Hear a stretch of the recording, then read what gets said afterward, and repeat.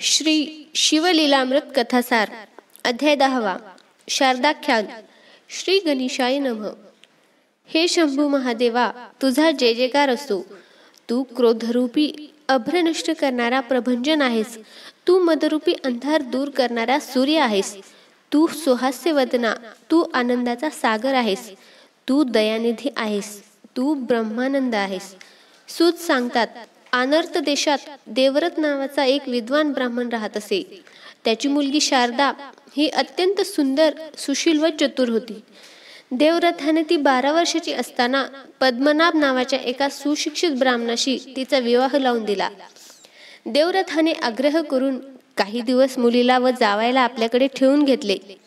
एके दिवशी सायंकाळी पद्मनाभ संध्येसाठी नदीवर गेला होता. अंधारातून परत येत असताना एक विषारी सर्प चावल्याने तो जागीच गतप्राण झाला. त्या कुटुंबावर दुःखाचा डोंगरच कोसळला. नियतीने शारदेच्या सौभाग्यावर क्रूर घाला घातला होता. पद्मनाभाच्या प्रेतावर अग्निसंस्कार करून मंडळी नगरात परतली. शारदा माहेरीच राहू लागली. ती पतीच्या आठवणी काढून आला दिवस मोठ्या कष्टाने घालवित होती. एके दिवशी एक अपूर्व घटना घडली. शारदेचे माता पिता काही कामानिमित्त बाहेर गेले होते. त्या दिवशी नैद्रव नावाचे एक वृद्ध तपस्वी ऋषी अकस्मात देवव्रताच्या घरी आले. ते अंध होते. शारदेने त्याचे उत्तम आदरातिथ्य केले. पूजन करून आदराने नमस्कार केला. तेव्हा नैद्रवतीने तिला आशीर्वाद दिला. बाळ, तुझे सौभाग्य वाढो. तुला वेदवेत्ता पुत्र हो. तो आशीर्वाद ऐकताच असह्य शोकाने शारदेच्या डोळ्यात पाणी आले. तिने आपण विधवा असल्याचे ऋषींना सांगितले. तेव्हा नैद्रव म्हणाले, मुली, मी बोललो ते बोललो. माझ्या वचनांना कधीही कमीपणा येणार नाही. तपश्चर्येचे सामर्थ्य फार मोठे असते. त्या योगे सर्व गोष्टी साध्य होतात. माता पिता व बंधू घरी परतल्यावर शारदेने घडलेला वृत्तांत त्यांना सांगितला. तेव्हा त्यांनी शारदेला धीर देऊन सांगितले की वर करणे ही गोष्ट जरी अशक्यप्राय वाटत असली तरी तपस्वी ऋषींच्या प्रभावाने अशक्य गोष्टीही शक्य होतात. ऋषींनी शारदेला उमामहेश्वर व्रताची माहिती सांगितली आणि ओम नमः शिवाय या षडाक्षरी मंत्राचा नित्य जप करण्यास सांगितले. तसेच तिला दिलेले व्रत सफल होईपर्यंत ते तिथेच देवव्रताच्या घराच्या अंगणात मठ बांधून राहू लागले. एका शुभदिनी नैद्रुवांनी शारदेला षडाक्षर मंत्र दीक्षा दिली आणि ते म्हणाले, चैत्र किंवा मार्गशीर्ष महिन्यातील शुद्ध पक्षात उमामहेश्वर व्रताचरणास प्रारंभ करावा. समुहूर्त पाहून सोमवार, अष्टमी व चतुर्दशीस उमामहेश्वराची पूजा करून सुरुवात करावी. हे शिवपूजन वर्षभर करावे. शिवपूजेने आपले कल्याण होणार अशी दृढ श्रद्धा ठेवावी. नैद्रुतांच्या सांगण्यावरून शारदेने विधिपूर्वक व्रतारंभ केला. त्यासाठी दिव्य असे शिवमंदिर रचले. उमामहेश्वराच्या स्वर्णमूर्ती स्थापन करून त्यांनी षोडशोपचारांनी पूजा केली. ब्राह्मण व सुवासिनी यांचे पूजन करून त्यांना उत्तम पक्वानांचे भोजन देऊन त्यांचा यथायोग्य सन्मान केला. पुराण श्रवण केले, कीर्तन ऐकले, जागरण केले. अशा प्रकारे गुरुवचनानंतर पूर्ण निष्ठा ठेवून ती यथाविधी व्रताचरण करू लागली. शंकराचे ध्यान. सूत म्हणाले, श्रोते हो, शंकराची देह कांती कुंदपुष्प, चंद्र किंवा कापूस यांसारखी धवल आहे. त्याचे तेज कोटी सूर्यांच्या एकत्रित प्रभे समान आहे. मस्तकावर विराजमान गंगा, त्यावरील शुभ्र जटांचा मुकुट, भाळी चंद्रकोर, कपाळावर किंचित उन्मिलित तृतीय नेत्र, तेजस्वी डोळे, नीलवर्ण कंठ, सर्वांगी शुभ्र भस्माचे विलेपन असे त्याचे देखणे रूप आहे. त्याच्या कानात शेष व तक्षक यांची कुंडले झळकत आहेत. त्याच्या अंगावर केयूर, अंगद, वीरकंकण ही भूषणे आहेत. त्याच्या 10 हातात अनुक्रमे खवटांग, त्रिशूल, कपाल, डमरू, अंकुश, पाश, घंटा, पिनाक, पाशुपत व कमळ अशी शस्त्रास्त्रे व वस्तू आहेत. त्याच्या अंगावर सिंहाच्या कातड्याचे वस्त्र आहे. कैलास पर्वतावर स्तंभविरहित अतिभव्य मंडप आहे. त्यातील रत्नजडित दिव्य सिंहासनावर गजचर्म ठेवले आहे. तेथे ब्रह्मानंदाचे सगुण साकार स्वरूप असा शंकर नित्य विराजमान आहे. त्याच्या समोर ऐरावतापेक्षाही विशाल आणि शुभ्र वर्णाचा नंदी बसलेला आहे. भवानीचे ध्यान.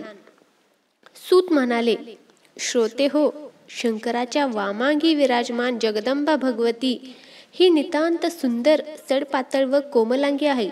तिच्या हातात गदा, पाश, अंकुश व कमळ आहे. तिने मोत्यांच्या व फुलांच्या मनोहर माळा, मोक्तिकांची कर्णभूषणे, अत्यंत तेजस्वी कमरपट्टा व रत्नजळीत बाहुभूषणे धारण केली आहेत. तिचे वस्त्र प्रलयकाळच्या विजांप्रमाणे झगझगीत आहे. या त्रिपुर सुंदरीच्या श्यामवर्ण अंगकांतीची प्रभा सर्वत्र पसरली आहे. तिच्या अंगसुवासाने सारे ब्रह्मांड व्यापून टाकले आहे. गजानन व षडानन यांना अमृतपान देणाऱ्या या विश्वजननीचे उरोज कमंडलूप्रमाणे घाटदार आहेत.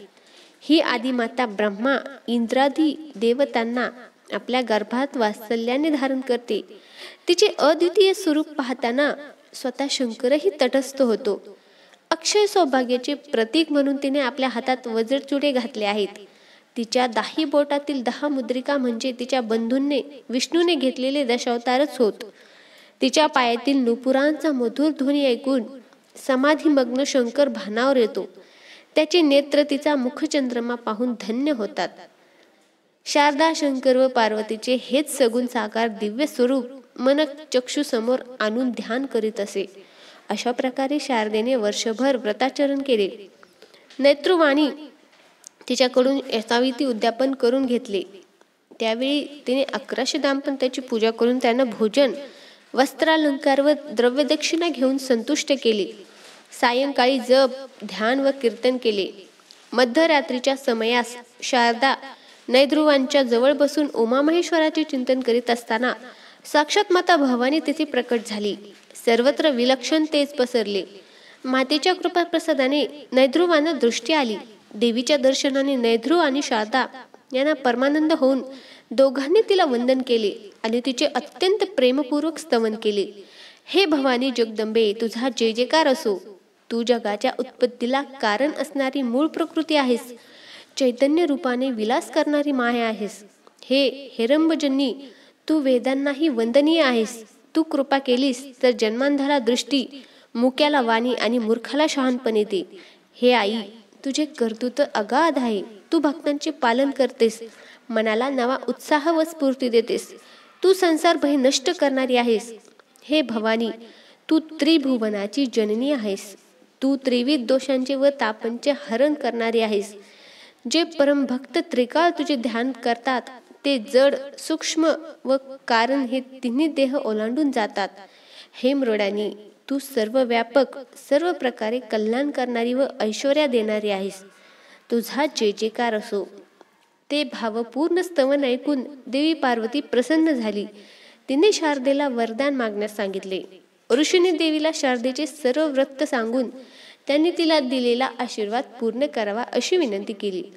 तेव्हा शारदेच्या कल्याणासाठी ऋषींच्या मनात असलेली भावना जाणून भगवती म्हणाली, मुनिवर, पूर्वजन्मी ही शारदा द्रविड देशातील एका ब्राह्मणाची भामिनी नामक कन्या होती. तिच्या नवऱ्याला 2 स्त्रिया होत्या. ही सुस्वरूप व मृदुभाषिणी असल्याने हिने युक्तिप्रयुक्तीने नवऱ्याला आपल्या अधीन करून ठेवले होते. त्यामुळे तो पहिल्या बायकोकडे दुर्लक्ष करू लागला.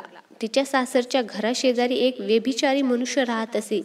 भामिनीचे सौंदर्य पाहून तो तिच्यावर पापदृष्टी ठेवून होता. एके दिवशी त्याने आसपास कोणीही नाही असे पाहून तिच्यावर अतिप्रसंग करण्याचा प्रयत्न केला, पण हिने त्याला झिडकारून कठोर शब्दात त्याची निंदा करून त्याला घालून दिले. पण तो हिच्यासाठी झुरतच राहिला आणि अंती हिचाच ध्यास घेऊन मरण पावला. हिच्यामुळे सौतीला पतीचे प्रेम लाभले नाही म्हणून तिने हिला तू विधवा होशील असा शाप दिला. कालांतराने हिलाही मरण आले. ती भामिनीच शारदा म्हणून जन्मली. जार पद्मनाभ म्हणून जन्मला. त्याचे हिच्याशी लग्न लागले. पूर्वजन्मी परस्त्रीवर डोळा ठेवला म्हणून त्याचा सर्पदंशाने मृत्यू झाला आणि पूर्वजन्मी हिच्या सौतीने दिलेला शाप खरा ठरला. कर्माची गती खूप गहन असते. पूर्वजन्मातील भामिनीची जो पती होता त्यालाही आता ब्राह्मणाचा जन्म लाभला असून तो 360 योजने दूर द्रविड देशात आहे. त्याला भामिनीचे स्मरण असून आजही तो तिचे स्वरूप आठवून तळमळत असतो. तो हिच्या स्वप्नात येऊन हिला प्रेमाने अंगसंग देईल आणि त्यामुळे गर्भधारणा होऊन ही एका पुत्रास जन्म देईल. तो पुत्र सर्वत्र शारदानंदन या नावाने प्रख्यात होईल. स्वप्नामध्ये एकमेकांचा सहवास लाभल्यामुळे शारदेला आणि त्या ब्राह्मणाला सुख लाभेल असे सांगून भवानी अंतर्धान पावली. भवानीच्या आशीर्वादाने शारदेला पुढे स्वप्नात तसाच अनुभव येऊ लागला आणि तिचा पती तिला स्वप्नामध्ये भोगदान देऊ लागला.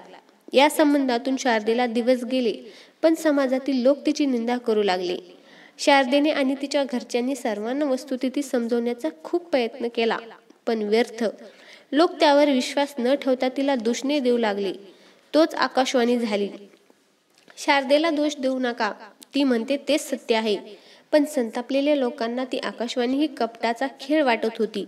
त्यात एक पुण्यवान व विवेकी वृद्ध मनुष्य होता. तो शारदेची बाजू घेऊन लोकांना समजावू लागला की ईश्वरी सत्तेचे सामर्थ्य अगाध आहे.